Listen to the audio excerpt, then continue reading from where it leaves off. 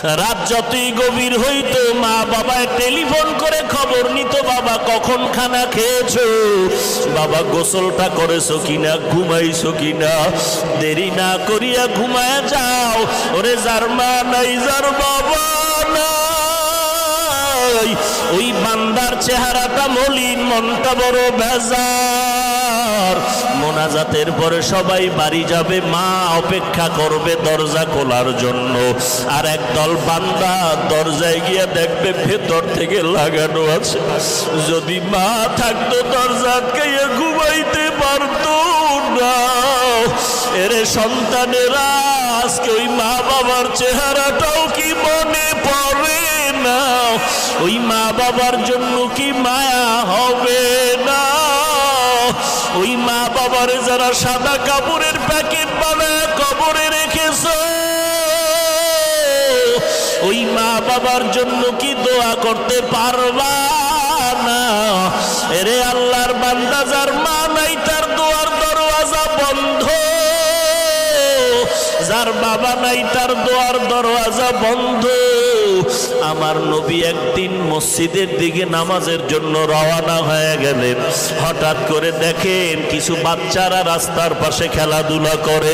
কেমন একজন মায়ার নবী পাইছো, চিনলি না রে আসে? আমার মায়ার নবী রাস্তা দিয়া নামাজ পড়তে যখন যায়, দেখে বাচ্চারা রাস্তার পাশে খেলাধুলা করে। কিছু দূর যাওয়ার পরে দেখে আর একটা ছোট্ট বাচ্চা, পরনে কাপড় নাই, বসিয়া বসিয়া এতিমের মতো কান্না করে। মায়ার নবী বাচ্চাটারে জিজ্ঞাসা করলেন, এখানে কেন তুমি বিবস্ত্র বসা? বাচ্চা কান্না করে বলে, আমি বড় এতিম, আমার মা নাই বাবা নাই।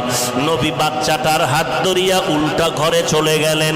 ঘরে গিয়া আম্মা জান আয়েশা রাদিয়াল্লাহু আনহাকে বললেন, আয়েশা, এই বাচ্চাটারে সুন্দর করে নিজের সন্তানের মতো গোসল করায় দাও। আম্মা জান আয়েশা বাচ্চাটারে গোসল করায় দিলেন। মায়ার নবী একটা চাদর নিয়ে দুই টুকরা করিয়া বাচ্চাটারে গোসলের পরে পড়ায় দিলেন। এইবার নবী বলেন, চলো আমরা নামাজ আদায় করার জন্য মসজিদে যাব। সাহাবায়ে কেরাম মসজিদে ইন্তেজার হয়ে আছে। বাচ্চাটা নবীর আগে আগে ঘর থেকে বের হয়ে যখন হাঁটে, মায়ার নবী বলে, বাচ্চা তুমি হাঁটবা না, তুমি দাঁড়াও।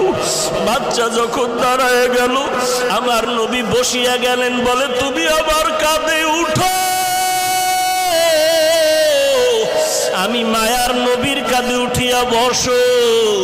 বাচ্চা বলে, নবী এটা তো অসম্ভব। মায়ার নবী বলে, আমিও